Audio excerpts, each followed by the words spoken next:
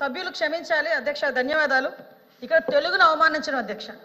తెలుగు చదువుకుంటే సాఫ్ట్వేర్ ఉద్యోగాలు వస్తాయా అని అడగడం అన్నది నిజంగా అబ్జెక్టబుల్ అధ్యక్ష. ఏం తెలుగు చదువుకున్న వాళ్ళు కలెక్టర్లు కాలేదా? తెలుగు చదువుకున్న వాళ్ళు ఇంకా పెద్ద పెద్ద పొజిషన్లో లేరా?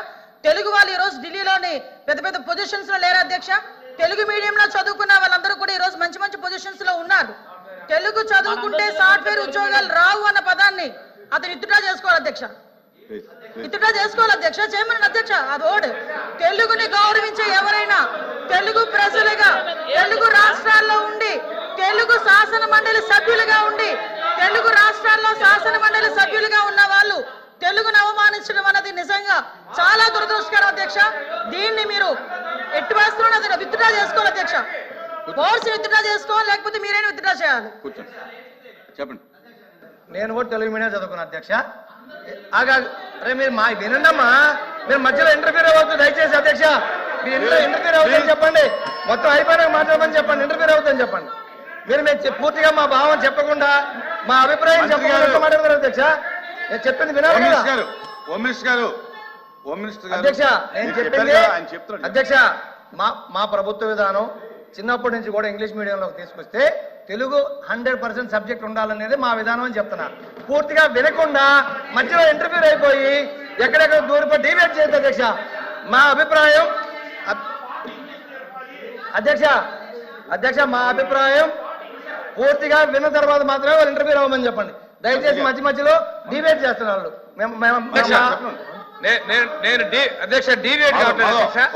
అధ్యక్ష తెలుగు భాష తెలుగు నేల మీద పుట్టారు, తెలుగును అవమానపరిచారు కదా అధ్యక్ష.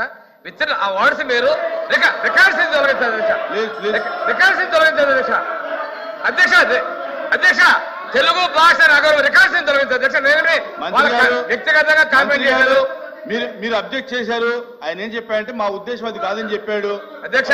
తెలుగు భాష చదివితే మాట్లాడే అధ్యక్ష, మాతృభాషని జన్మభూమిని అవమానపరుస్తారు అధ్యక్ష. రికార్డు నుంచి తొలగించాను అధ్యక్ష. నేను వాళ్ళ పార్టీలు కానీ వాళ్ళ వ్యక్తిగతంగా మాట్లాడే అధ్యక్ష. తెలుగు భాష మీరు ఇక్కడ ఉన్న వాళ్ళందరూ కూడా అందరూ తెలుగు భాష ఉన్న వాళ్ళమే. తెలుగు భాషను మాత్రం వాళ్ళు మాట్లాడటం కరెక్ట్ కదా అధ్యక్ష. భాషని వాళ్ళు కామెంట్ చేసి రికార్డు నుంచి తొలగించారు అధ్యక్ష. నేను చెప్పింది మా విధానం. గత ప్రభుత్వంలో ఇంగ్లీష్ మీడియంలో ప్రపంచంతో పోటీ పడే విధంగా విద్యార్థులను తీర్చిదిద్దాలనే తెలుగు ఇంగ్లీష్ హిందీ అన్ని సబ్జెక్టులని బ్యాలెన్స్ చేసుకుంటూ మేము పోవాలని మా విధానం అధ్యక్ష. ఇప్పుడు మీ విధానం ఏందనేది దీంట్లో పెట్టలేదని అడుగుతున్నాం అధ్యక్ష. అంతేగాని మేము తెలుగు మీడియమే, మేము తెలుగే మాట్లాడతాం, మాకు ఇంగ్లీష్ రాదు, మాకు హిందీ రాదు. నేను ఈ సభాముఖం ఒప్పుకోను. నేను తెలుగే మాట్లాడతా, నేను తెలుగే చదువుతా, తెలుగు బుక్కే చదివే నేను మాట్లాడుతున్నా. దయచేసి ఒక్క నిమిషం మేడం, మీరు వినండి మేడం, ప్లీజ్ ప్లీజ్ ప్లీజ్ అధ్యక్ష.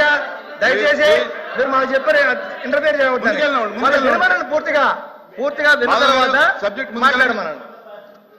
అది కాకుండా అధ్యక్ష ఉచిత గ్యాస్ మహిళలకి ఇబ్బందులు పడుతున్నారని 3 సిలిండర్లు ఇస్తాం సంవత్సరానికి అని చెప్పారు అధ్యక్ష. కానీ ఈ 10 నెలల్లో ఇచ్చింది ఒకే ఒక సిలిండర్ అధ్యక్ష. అది కూడా టెక్నికల్ రీజన్స్ తో కొన్ని పెండింగ్ ఉన్నాయి అధ్యక్ష. అది కూడా దీంట్లో ప్రస్తావన లేదు అధ్యక్ష. మహిళలకి ఉచిత ప్రయాణం ఇస్తామని చెప్పారు అధ్యక్ష.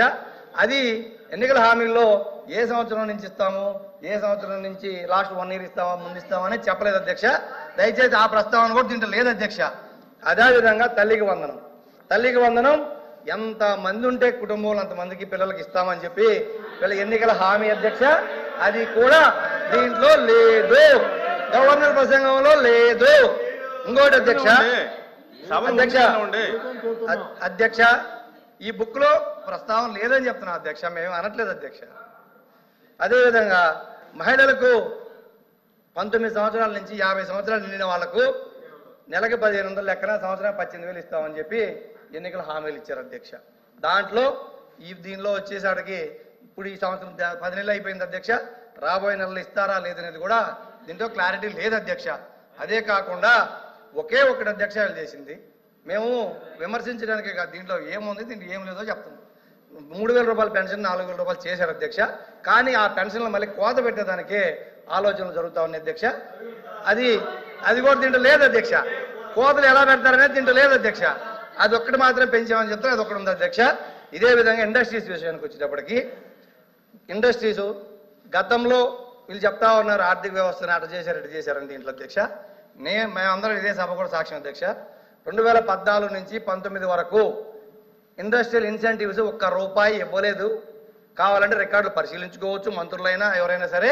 2019-24 మధ్య కాలంలో రాష్ట్రంలో కోవిడ్ వచ్చి స్మాల్ స్కేల్ ఇండస్ట్రీస్ అన్ని మూతపడే పరిస్థితులు వచ్చినప్పుడు జగన్మోహన్ రెడ్డి గారు గత ప్రభుత్వం 5 సంవత్సరాలు 2020-21 సంవత్సరాలు 7 సంవత్సరాలు కలిపి 2 విడతల్లో స్మాల్ స్కేల్ ఇండస్ట్రీస్ కి ఇన్సెంటివ్స్ ఇచ్చి ఈ రాష్ట్రంలో ఇండస్ట్రీస్ ని స్మాల్ స్కేల్ ఇండస్ట్రీ కాపాడిన ఘనత గత ప్రభుత్వం అధ్యక్ష.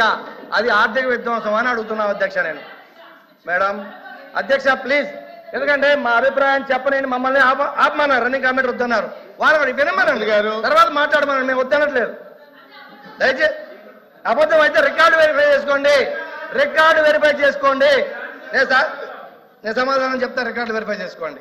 అదేవిధంగా అధ్యక్ష పెద్ద భారీ పరిశ్రమలు కూడా సెంచరీ ప్లైవుడ్ కడప జిల్లాలో వస్తే ఈ రోజు ₹2,500 ఉన్న జామాయిల్ రేటు ఈ రోజు 10,000కి వచ్చింది అధ్యక్ష. ఈ రోజు రైతులు ఏదో మెట్ట ప్రాంతాల్లో ఉండే రైతులు జామాయిల్ రేటు 4 రెట్లు పెరిగితే ఆనందపడుతున్నారు అధ్యక్ష. దానికి కారణం భారీ పరిశ్రమలు, సెంచరీ కానీ గ్రీన్ ప్లే కానీ అన్ని కూడా భారీ పరిశ్రమలు వచ్చినాయి అధ్యక్ష. అదే అధ్యక్ష దానికి నిదర్శనం. మూడవది అధ్యక్ష ఏంది మేము చెప్తాం, అది కూడా చెప్తాం అధ్యక్ష కొనసాగనే ఉండే మంత్రులు కూడా అట్లా అయితే ఎట్లా సార్ అధ్యక్ష? వాస్తవాలు చెప్తున్నాం అధ్యక్ష, మేము పెట్టిన చెప్తున్నాం అధ్యక్ష. మంత్రి గారు మేము చేయని చెప్పట్లేదు, చేసిన చెప్తున్నాం. మేము చేసిన చెప్తుంటే మీరు బాధపడితే ఎట్లా అధ్యక్ష? మంత్రి గారు అదేవిధంగా అధ్యక్ష ఇండస్ట్రీస్ రావాలి అంటే ఇండస్ట్రీస్ రావాలి అంటే మీరు వినండి, ఇండస్ట్రీస్ రావాలి అంటే వాళ్ళకి మౌలిక వస్తువులు కావాలి, మౌలిక సదుపాయాలు కావాలి, వాళ్ళకి నేషనల్ హైవేస్ కావాలి, ట్రాన్స్పోర్ట్ ఈజీగా ఉండాలి, పోర్టులు రావాలి, ఎక్స్పోర్ట్స్ ఇంపోర్ట్స్ ఈజీగా ఉంటేనే ఇండస్ట్రీస్ ఇక్కడికి వస్తాయి అధ్యక్ష. అలా అధ్యక్ష ప్లీజ్ వాళ్ళని తర్వాత మాట్లాడమన్నాడు.